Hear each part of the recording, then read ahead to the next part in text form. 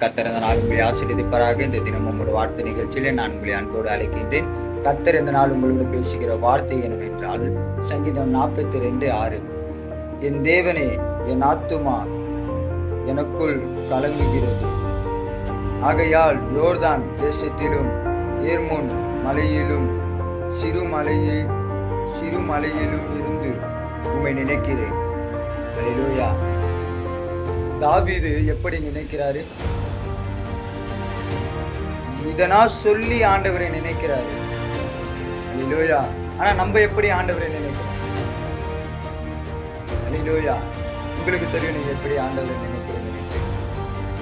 ஆண்டவரிடத்துல ஒரு காரியத்தை நம்ம சொல்லியிருப்போம், அந்த காரியம் செய்யணும்னா ஆண்டவரை நினைக்க மாட்டோம். அல்லேலூயா. ஆண்டவரை மறந்துடுறோம். ஆனா அவர் உங்களை மறக்காம, உங்களை கைவிடாம, உங்களை விட்டு விலகாம அவர் உங்களை காக்கிறார். எத்தனை பேர் விசுவாசிக்கிறீங்க? தாவீது சொல்றாரு, இந்த அதிகாரத்தை முழுவதும் நீங்க வீட்டுல வாசித்து பாருங்க. தாவீது சொல்றாரு 5வது வசனத்துல 11வது வசனத்துல, நான் என்ன நடந்தாலும் என் தேவனை நான் துதிப்பேன். அல்லேலூயா.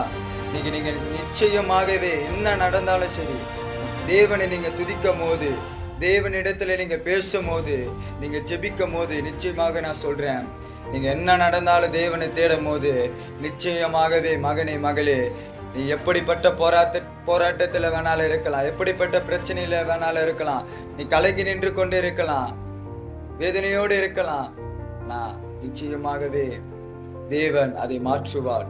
நீ தேவனுக்கு நின்று உண்மையா நிற்கும் போது, என்ன வந்தாலும் நிற்கும் போது தேவன் உன்னை ஆசீர்வதிப்பா. நிச்சயமாகவே இந்த நாள் முழுவதும் நீங்க தேவனுக்காக நில்லுங்க, உண்மையா நில்லுங்க, தீர்மானத்தோடு நில்லுங்க. நிச்சயமா கர்த்தர் உங்களை கைவிட மாட்டார். God bless you. கர்த்தர் இந்த நாள் உங்களை ஆசீர்வதிப்பார்.